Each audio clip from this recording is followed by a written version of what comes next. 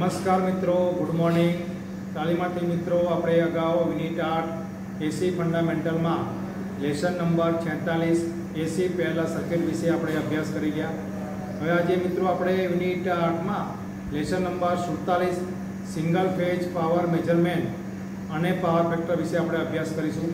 કેવી રીતે single phase સર્કિટમાં આપણે પાવરનું મેજરમેન્ટ કરવામાં આવે છે અને પાવર ફેક્ટર એટલે શું, બરાબર છે. પાવર ફેક્ટરના બધા ફાયદા બધું આપણે એનો અભ્યાસ કરીશું.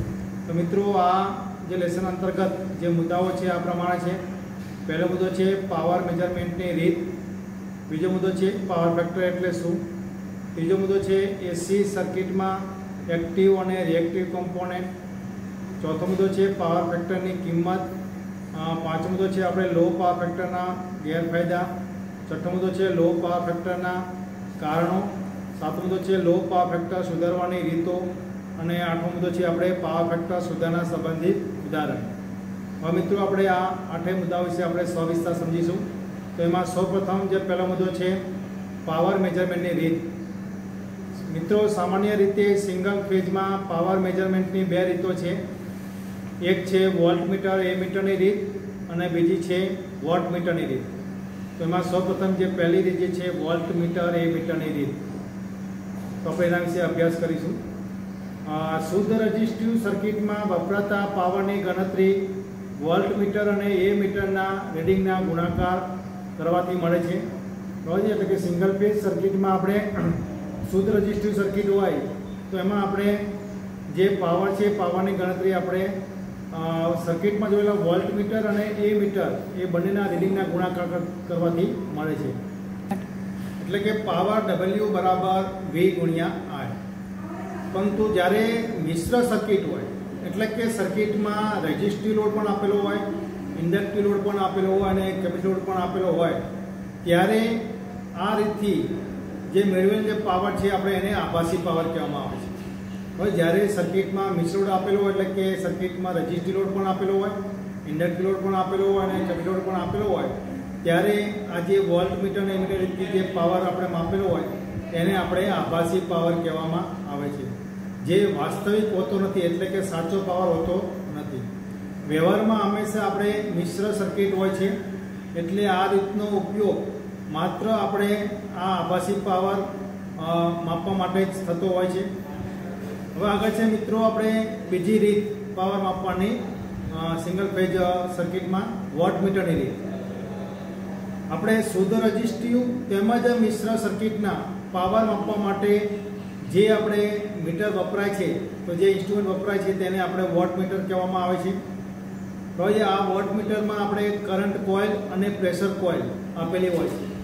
જે વોટમીટરની જે રચના છે એમાં આપણે એક કરંટ કોઇલ જેને સીસી કહેવામાં આવે છે શોર્ટમાં, અને બીજી પ્રેશર કોઇલ જેને પીસી કહેવામાં આવે છે. આગળ મિત્રો આપણે જ્યારે અલગ અલગ બધા ઇન્સ્ટ્રુમેન્ટ વિશે અભ્યાસ કરવાનો આવશે, મીટરો વિશે, ત્યારે તમને એની રચના વિશે વધારે ખ્યાલ આવશે. તો મિત્રો, આપણે તમે જોઈ શકશો કે જે બાજુની જે આકૃતિ છે એમાં આપણે વોટમીટરનું જોડાણ બતાવેલું છે. લોડ આપેલો છે સિંગલ ફેઝ, એમાં આપણે સર્કિટમાં વોટમીટરમાં કનેક્શન આપેલા છે. હવે આ બંને કોઇલની જે પરિણામી અસરથી જે ડિફ્લેક્શન બતાવે છે, બરાબર, જે પોઇન્ટર્સ ડિસ્પ્લે ઉપર, બરાબર, એ સર્કિટમાં વપરાતો વાસ્તવિક પાવર બતાવે છે, એટલે કે સાચો પાવર બતાવે છે. એટલે ખરેખર લોડમાં જે પાવરનો વપરાશ થયેલો છે એ પાવરનો રીડિંગ બતાવે છે, વાસ્તવિક પાવર જેને કહેવામાં આવે છે. એટલે કે W બરાબર V ગુણ્યા I ગુણ્યા cos phi. હવે મિત્રો, જે બે પ્રકારના આપણે પાવરની વાત કરી, એટલે કે આભાસી પાવર, તો આપણે આગળ જોયું કે વોલ્ટમીટર અને એ મીટરની રીતથી જે પાવર આપણે મળે છે તેને આપણે આભાસી પાવર કહેવામાં આવે છે, જેને આપણે W બરાબર V ગુણ્યા I કરવાથી મળે છે. બીજો છે વાસ્તવિક પાવર અથવા તો સાચો પાવર અથવા તો ટ્રુ પાવર. તો વોટમીટરના રીડિંગથી જે આપણને પાવર મળે છે એ સર્કિટમાં વપરાયેલો સાચો પાવર વપરાશ મળે છે, જેને વાસ્તવિક પાવર પણ કહેવામાં આવે છે. હવે આગળ છે મિત્રો આપણે મુદ્દો બીજો, પાવર ફેક્ટર એટલે શું. તો એસી સર્કિટમાં આપણે વાસ્તવિક પાવર અને આભાસી પાવરનો જે ગુણોત્તર છે તેને પાવર ફેક્ટર કહેવામાં આવે છે. પાવર ફેક્ટર માટેનું જે સૂત્ર જે છે, બરાબર છે, તો કે પાવર ફેક્ટર બરાબર વાસ્તવિક પાવર છેદમાં આભાસી પાવર. એટલે કે પીએફ બરાબર વીઆઈ કોસ પાઈ છેદમાં વીઆઈ. આપણે વાસ્તવિક પાવરનું સૂત્ર આગળ જોયું કે વીઆઈ કોસ પાઈ અને આભાસી પાવરનું સૂત્ર છે આપણે વી ગુણ્યા આઈ. એટલે પાવર ફેક્ટર બરાબર વીઆઈ કોસ પાઈ છેદમાં વીઆઈ.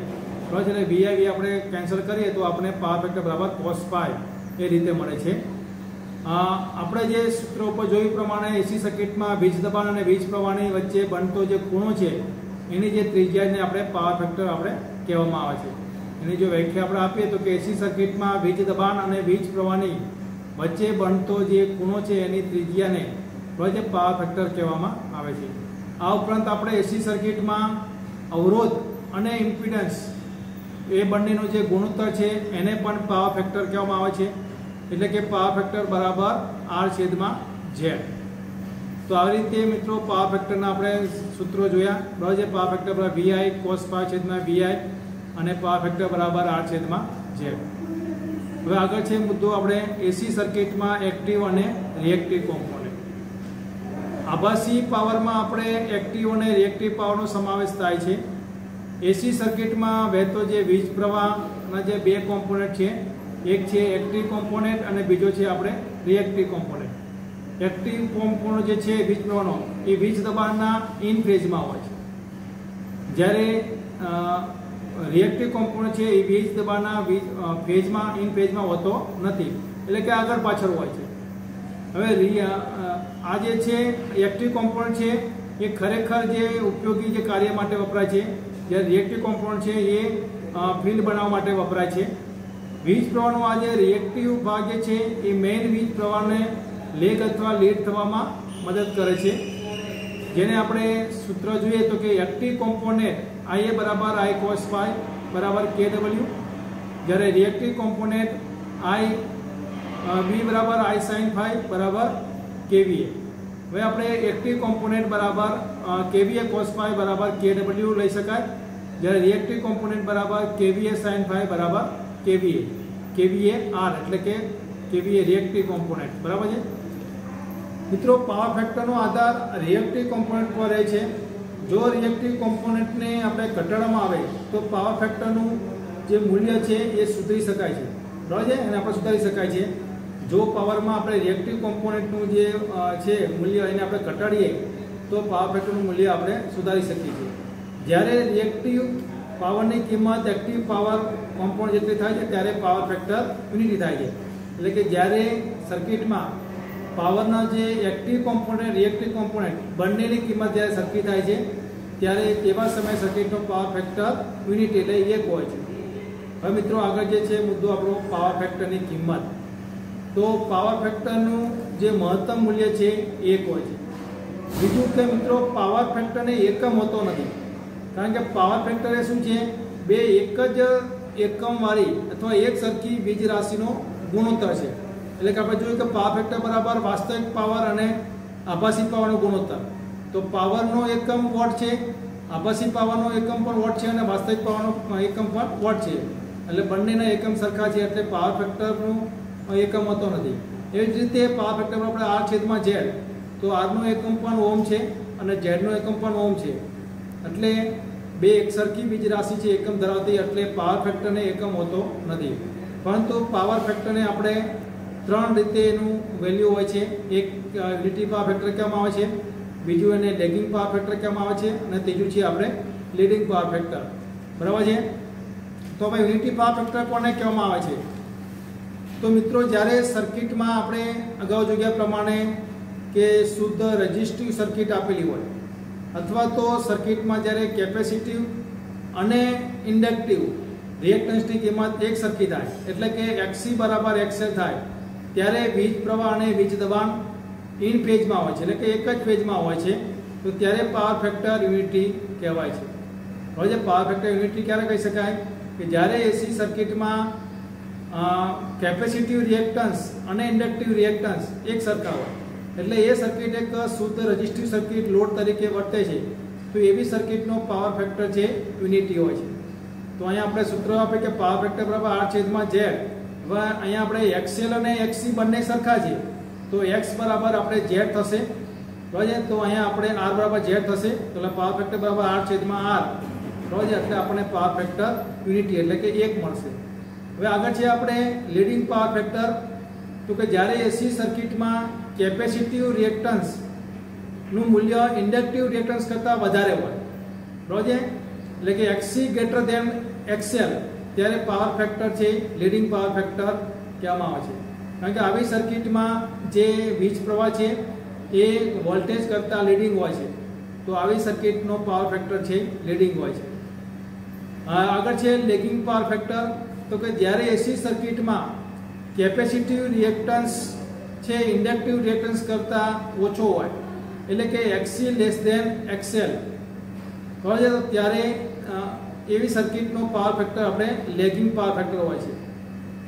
એટલે એવી સર્કિટમાં જે કરંટ છે એ વોલ્ટેજથી લેગિંગ પાછળ હોય છે અને એવી સર્કિટનો પાવર ફેક્ટર લેગિંગ તરીકે આપણે લેવામાં આવે છે. હવે મિત્રો આગળ છે મુદ્દો આપણે લો પાવર ફેક્ટરના ગેરફાયદા.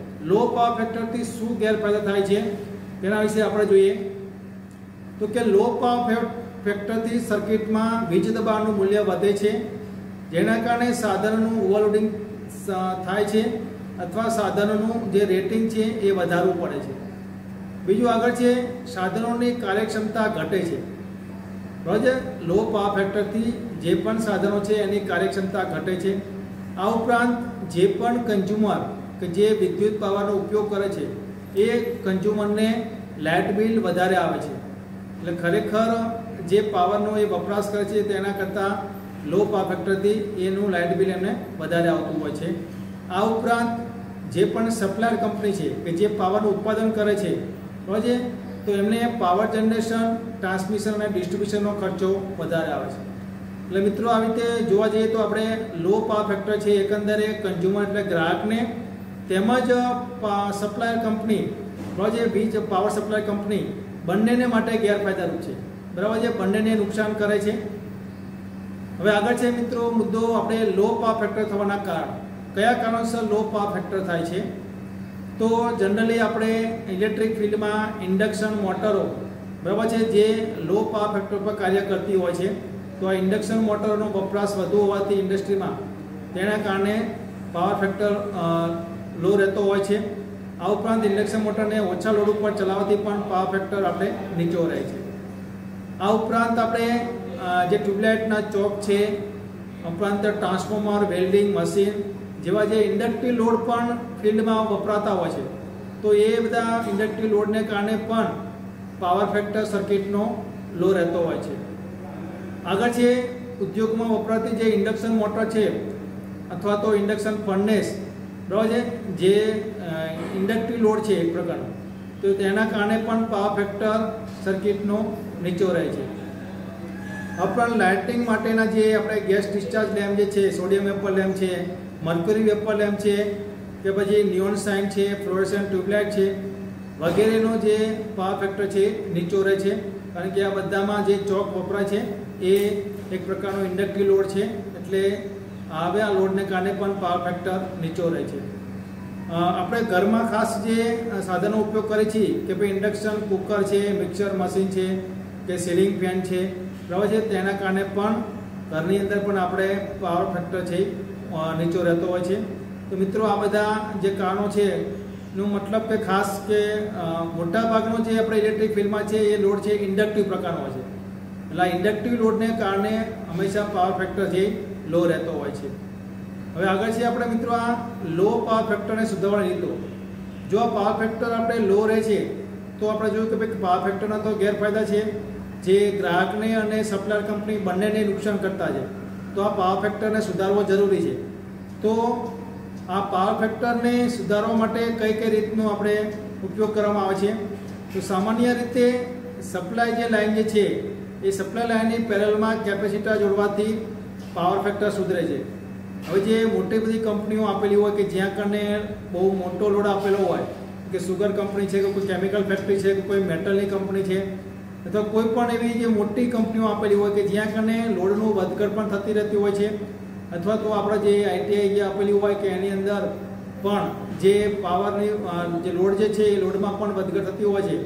તો જ્યારે હવે લોડમાં વધઘટ થતી હોય તો તેવા સમયે પાવર ફેક્ટરને મેન્ટેન કરવા માટે એના માટે સ્પેશિયલી પેનલ જે આપણે અગાઉ અભ્યાસ કરી ગયા, જેને એપીએફસી કહેવામાં આવે છે, automatic power factor control panel. તો જે શું કરે છે આ પેનલ કે જે લોડના વધઘટ પ્રમાણે એ પાવર ફેક્ટરને મેન્ટેન કરે છે. તો આવી રીતે કેપેસિટરનો ઉપયોગ કરીને પાવર ફેક્ટરને સુધારવામાં આવે છે. આ ઉપરાંત સિન્ક્રોનસ મોટરને સપ્લાય સાથે જોડવાથી પણ પાવર ફેક્ટરમાં સુધારો થાય છે. આ ઉપરાંત જે ઇન્ડસ્ટ્રીમાં જે ઇન્ડક્શન મોટર જે છે, જે નીચા લોડ ઉપર જેનો પાવર ફેક્ટર ઓછો હોય છે, તો આ મોટરોને જો ફૂલ લોડ ઉપર ચલાવવામાં આવે તો તેના કારણે પણ પાવર ફેક્ટર સુધરે છે. તો મિત્રો, આ બધા જે કારણોસર છે આપણે પાવર ફેક્ટર છે એ સુધરતો હોય છે. હવે આગળ આપણે જે લાસ્ટ જે મુદ્દો જે છે કે ભાઈ પાવર ફેક્ટર સુધારણા સંબંધિત ઉદાહરણ, તેના વિશે આપણે અભ્યાસ કરીશું. કેવી રીતે આપણે પાવર ફેક્ટરનો આપણે સુધારો કેપેસિટર મદદથી કરવામાં આવે છે અને કેવી રીતે કેપેસિટરનું આપણે રેટિંગ શોધી શકીએ છીએ, તેના વિશે આપણે અભ્યાસ કરીશું. મિત્રો, હવે આપણે પાવર ફેક્ટર સુધારણા સંબંધિત ઉદાહરણમાં જોઈએ ડેટા. એક 440 વોલ્ટ 50 હર્ટ્ઝ ફ્રીક્વન્સીવાળા એસી સપ્લાય સાથે જોડેલ એક 10 કિલોવોટની ઇન્ડક્શન મોટર 0.75 ના લેગિંગ પાવર ફેક્ટર ઉપર ચાલે છે. જો આ લોડનો પાવર ફેક્ટર 0.95 કરવો હોય તો કેટલા માઇક્રોફેરાડની કેપેસિટર જોડવું જોઈએ? મિત્રો, અહીંયા આપણે એક 10 કિલોવોટની ઇન્ડક્શન મોટર આપેલી છે જે 0.75 ના લેગિંગ પાવર ફેક્ટર ઉપર ચાલે છે. જ્યારે મોટરને 440 વોલ્ટ 50 હર્ટ્ઝ ફ્રીક્વન્સીવાળો સપ્લાય સાથે જોડવામાં આવે છે ત્યારે મોટર 0.75 ના લેગિંગ પાવર ફેક્ટર ઉપર ચાલે છે. હવે જો આ મોટરનો પાવર ફેક્ટર આપણે 0.75 સુધારી અને 0.95 કરવો હોય તો આપણે કેટલા માઇક્રોફેરાડનું કેપેસિટર જોડવું જોઈએ? તો મિત્રો, અહીંયા આપણે પાવરનો એક્ટિવ ભાગ જોઈએ. આપણે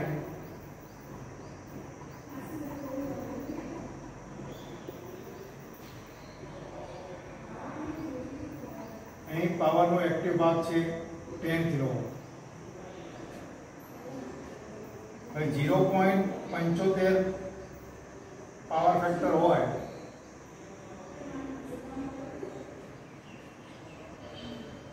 ત્યારે રિએક્ટિવ ભાગ બરાબર kVAR1 કહેશું આપણે એને. 0.95 પાવર ફેક્ટર હોય ત્યારે રિએક્ટિવ ભાગ છે આપણે kVAR2 કહીશું. બરાબર છે? પાવરનો એક્ટિવ ભાગ 10 કિલોવોટ છે, એટલે કે મોટરનું જે કેપેસિટી છે 10 કિલોવોટની. હવે 0.75 પાવર ફેક્ટર હોય ત્યારે રિએક્ટિવ ભાગ જે છે એને આપણે kVAR1 કહીશું. 0.95 પાવર ફેક્ટર હોય ત્યારે જે રિએક્ટિવ ભાગ જે છે આપણે kVAR2 કહીશું. હવે આપણે જ્યારે 0.75 પાવર ફેક્ટર હોય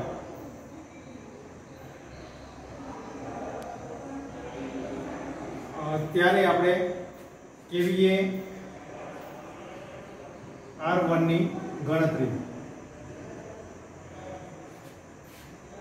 0.75 પાવર ફેક્ટર હોય ત્યારે kVAR1 ની ગણતરી આપણે જોઈએ.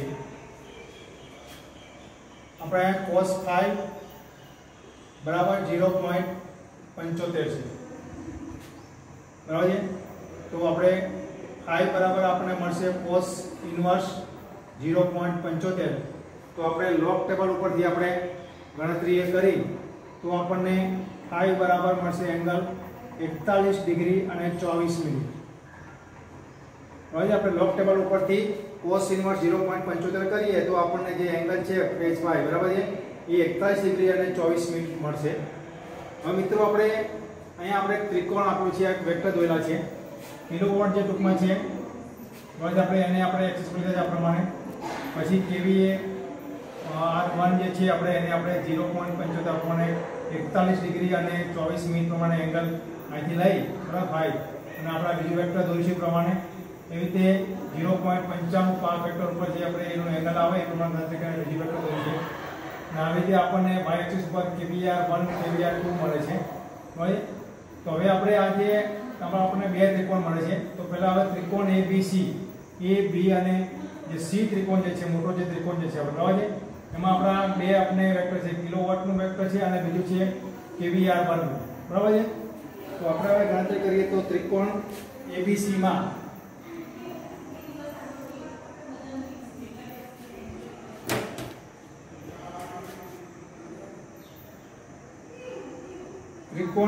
આપણે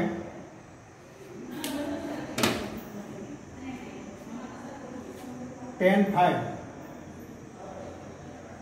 બરાબર સામેની બાજુ છેદમાં પાસેની બાજુ, સામેની બાજુ બરાબર આપણે તમે જો આ tan phi લઈએ તો phi એમ જે છે એની સામેની બાજુ એટલે BC થઈ અને પાછળની બાજુ એટલે આપણે AB થઈ, BC છેદમાં આપણે AB બરાબર છે। હવે tan phi એટલે phi ની આપણે કિંમત મૂકીએ તો 41 ડિગ્રી અને 24 મિનિટ અને BC એટલે આપણે છે kVAR1 અને AB બરાબર છે આપણે કિલો। હવે આપણે tan 41 અને 24 મિનિટનું જે આપણે કિંમત શોધીએ લોગ ટેબલ પરથી જે આપણને મળશે 0.8816 બરાબર છે kVAR1 છેદમાં કિલોવોટની કિંમત છે આપણે 10 કિલો। તો અહીંયા આપણને kVAR1 મળશે kVAR1 બરાબર 0.8816 ગુણ્યા 10 બરાબર આપણને મળશે 8.816। હવે આપણને kVAR1 મળશે 8.816। આપણે આ kVAR1 મળી ગયું। હવે એવી જ રીતે આપણે 0.95 પાવર ફેક્ટર હોય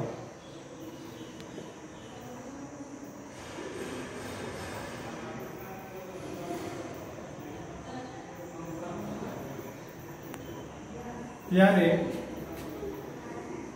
kVAR2 ની આપણે ગણતરી બરાબર 0.95 પાવર ફેક્ટર હોય ત્યારે આપણે kVAR2 આપણે શોધવાનો છે। આ kVAR2 કેટલા છે આપણે એ શોધવાનું છે। હવે આપણે ત્રિકોણ A B અને D લાગુ પડશે। આ ત્રિકોણ જે છે બરાબર છે A B D kVAR2 માટે બરાબર છે। તો આપણે ત્રિકોણ હવે પહેલા આપણે cos phi જે છે બરાબર છે એ 0.95 છે। તો અહીંયા આપણે phi બરાબર cos ઇન્વર્સ 0.95 બરાબર તો phi બરાબર આપણે લોગ ટેબલ ઉપરથી આપણે એની કિંમત શોધીએ તો phi બરાબર મળશે આપણને 18 ડિગ્રી અને 12 મિનિટ।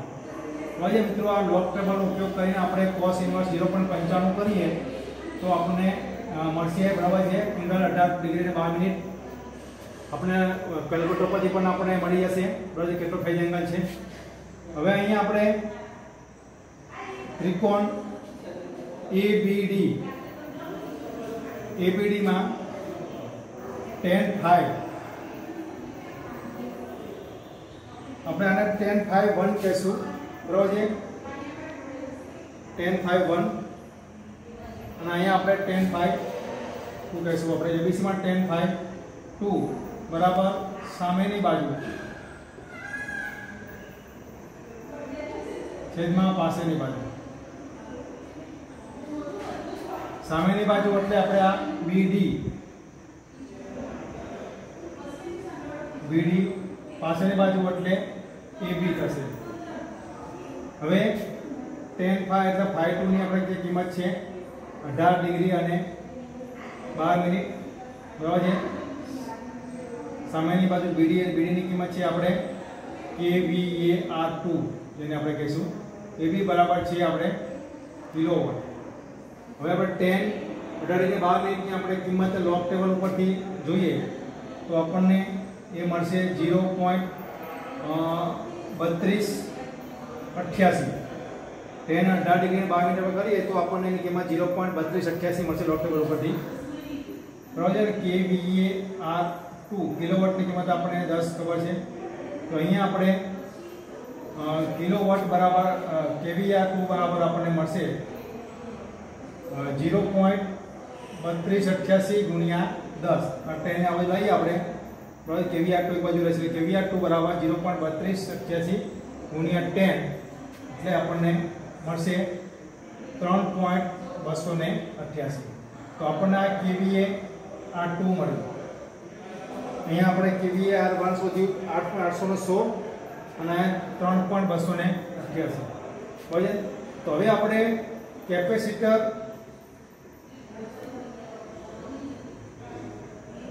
બરાબર કેપેસિટરને આપણે ઓછું કરવા માટે બરાબર કેપેસિટરને આપણે kVAr ઓછો કરવા માટે આપણે kVAr બરાબર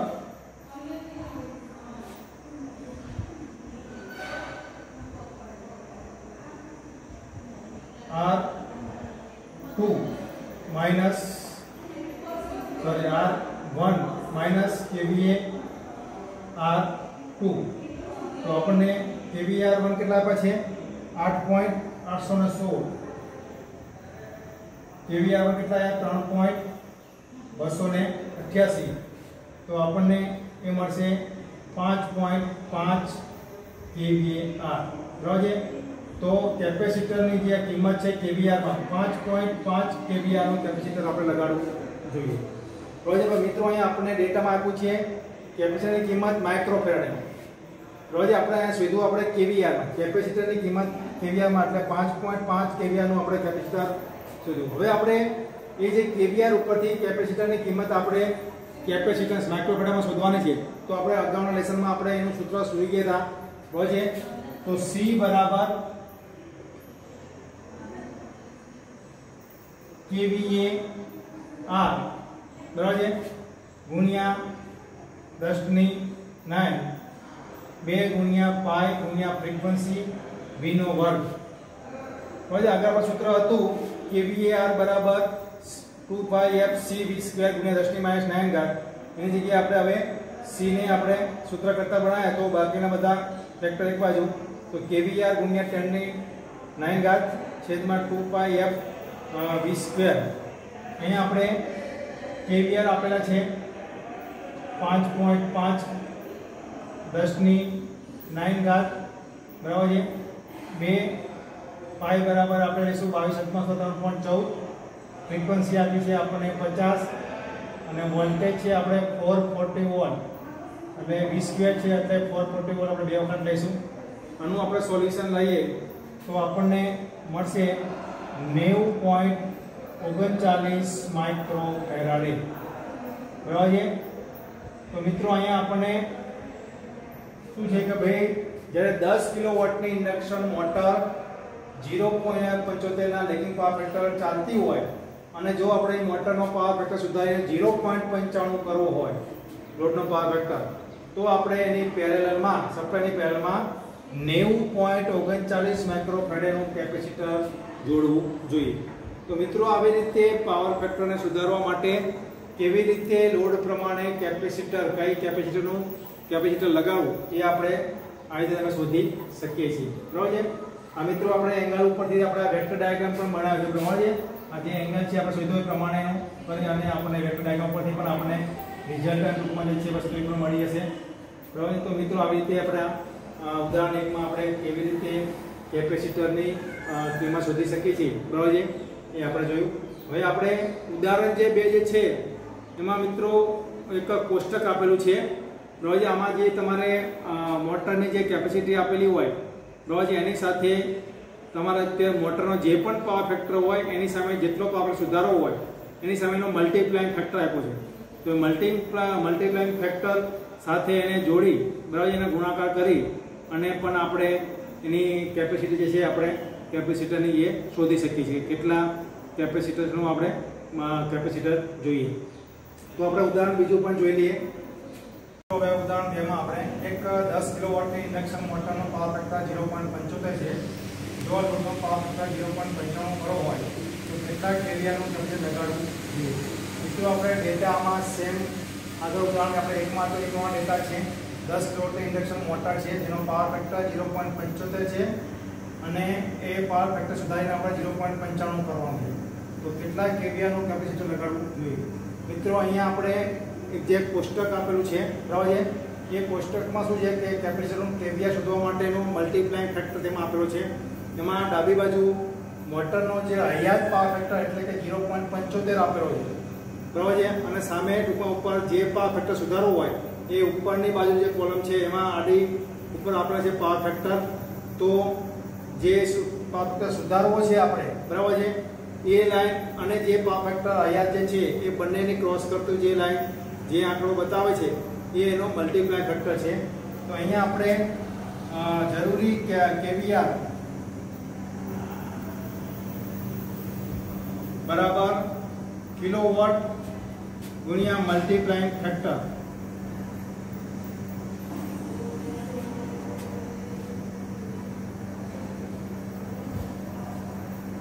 મલ્ટીપ્લાઇંગ ફેક્ટર તો 10. હવે આપણે કોષ્ટક પ્રમાણે જોવા જઈએ તો જે એનો આવે છે આપણે 0.553 બરાબર છે. કોષ્ટકમાં તમે જોઈ શકશો બરાબર છે. તો લગભગ આનો આપણે કેવીઆર આવશે 5.5 કેવીઆર બરાબર છે. આપણે જે તમે કોષ્ટકમાં 0.75 જે હયાત પાવર ફેક્ટર જે આપેલા છે કોષ્ટક બાજુ બરાબર છે ડાબી બાજુ તો 0.75 ઉપરના ભાગમાં 0.95 અને 0.75 એ બેને ક્રોસ કરતી ટૂંકમાં તમે જોશો જે એકદમ બ્લોક અક્ષરમાં જે કોષ્ટકમાં બતાવેલું છે જેમાં મલ્ટીપ્લાય ફેક્ટર આપણો 0.553. તો મોટરની જે કેપેસિટી 10 કિલોવોટ અને મલ્ટીપ્લાઇંગ ફેક્ટર બંનેને ગુણાકાર કરવાથી આપણને કેપેસિટરની કેવીઆર મળશે 5.5 કેવીઆર. તો આવી રીતે આપણે કોષ્ટક ઉપરથી પણ આપણે ડાયરેક્ટલી કેટલા કેવીઆર કેપેસિટર જોશે એ પણ આપણે શોધી શકીએ છીએ. તો મિત્રો અહીંયા આપણે આજે લેસન જે છે 47 બરાબર છે single phase power measurement and power ફેક્ટરમાં આપણે જોયું કે ભાઈ પાવર શોધવાની જે રીત છે પાવર માપવાની જે રીતમાં બે રીત જોઈએ આપણે વોલ્ટમીટર અને એમીટર રીત અને બીજી જોઈએ આપણે વોટમીટર રીત. એમાં આપણે જોયું કે ભાઈ વોલ્ટમીટર એમીટર રીતથી આપણને એપરન્ટ પાવર આભાસી પાવર અથવા કે દેખીતો પાવર આપણને મળે છે. જ્યારે વોટમીટર રીતથી આપણને સાચો પાવર અથવા તો વાસ્તવિક પાવર કે અથવા ટ્રુ પાવર આપણને મળે છે. આગળ આપણે જોયું કે ભાઈ પાવર ફેક્ટર કોને કહેવામાં આવે છે તો કે આપણે જોયું કે પાવર ફેક્ટર બરાબર આપણે વાસ્તવિક પાવર છેદમાં એપરન્ટ પાવર બરાબર છે એટલે કે વાસ્તવિક પાવર છેદમાં આભાસી પાવર. આ ઉપરાંત આપણે બીજું પણ સૂત્ર છે પાવર ફેક્ટર માટે કે ભાઈ R છેદમાં Z. આગળ આપણે પાવરના જે કોમ્પોનન્ટ જોયા એક્ટિવ કોમ્પોનન્ટ અને રિએક્ટિવ કોમ્પોનન્ટ પણ આપણે એનો અભ્યાસ કર્યો. આગળ આપણે પાવર ફેક્ટર લો પાવર ફેક્ટરના અને પાવર ફેક્ટરની કિંમતો જોઈએ આપણે કે ભાઈ 3 પ્રકારના પાવર ફેક્ટર હોય છે કિંમતની દ્રષ્ટિએ unity power factor lagging power factor અને લીડિંગ પાવર ફેક્ટર. આગળ આપણે એનો અભ્યાસ કર્યો કે લો પાવર ફેક્ટરના ગેરફાયદા. લો પાવર ફેક્ટર શું ગેરફાયદા થાય છે કન્ઝ્યુમર ગ્રાહકને શું ગેરફાયદો થાય છે બરાબર છે અને જે સપ્લાયર કંપની છે એને શું ગેરફાયદો થાય છે તેના વિશે આપણે અભ્યાસ કર્યો. લો પાવર ફેક્ટર થવાના કારણો કે ભાઈ મોટાભાગનો જે લોડ છે ઇન્ડક્ટિવ લોડ હોવાથી બરાબર છે પાવર ફેક્ટર જનરલી લો રહેતો હોય છે. આ એનું મેજર એક કારણ હોય છે. આ પણ બીજા ઘણા બધા કારણો હોય છે લો પાવર ફેક્ટરના. આગળ આપણે જોયું કે ભાઈ આ જે લો પાવર ફેક્ટર છે એને સુધારવાની રીતો. તો આપણે જે રીત જોઈએ કે ભાઈ કેપેસિટરને પેનલમાં જોડવાથી સપ્લાયની પેનલમાં પછી જે ઓછી કેપેસિટીની જે મોટરો જે છે એને આપણે ફૂલ લોડ ઉપર ચલાવવાથી પાવર ફેક્ટરનો સુધારણા થાય છે. પ્રોજેક્ટ જે નાની કેપેસિટીની મોટરો હોય એને આપણે ફૂલ લોડ ઉપર ચલાવીએ તો પાવર ફેક્ટર થોડું સુધરે છે. આ ઉપરાંત સિંક્રોનસ મોટરનો ઉપયોગ કરવાથી પણ પાવર ફેક્ટરમાં સુધારો થાય છે. આગળ આપણે એને સંબંધિત ઉદાહરણ જોઈએ કે ભાઈ કેવી રીતે પાવર ફેક્ટર આપણે કોઈપણ લોડનો સુધારો હોય તો એમાં જે કેપેસિટર લગાવવું પડે છે કેપેસિટરની કેવીઆર અને એની કેપેસિટન્સની માઇક્રોફેરાડમાં કેવી રીતે ગણતરી કરવી એ પણ આપણે એના ઉદાહરણો જોયા. આ ઉપરાંત જે કોષ્ટક આપેલા છે મલ્ટીપ્લાઇંગ ફેક્ટર બરાબર છે કેવીઆર શોધવા માટે જે હયાત પાવર અને જે પાવર સુધારણો છે એ બંનેને ક્રોસ કરતી જે લાઈન જે મલ્ટીપ્લાઇંગ ફેક્ટર પછી મલ્ટીપ્લાઇંગ ફેક્ટર સાથે મોટરની જે કેપેસિટર ગુણાકાર કરવાથી આપણને કેવી રીતે કેપેસિટરનું કેવીઆર મળે છે તેના વિશે પણ આપણે અભ્યાસ કર્યો. તો મિત્રો, અહીંયા આપણું આ લેસન પૂર્ણ થાય છે. અસ્તુ. Thank you.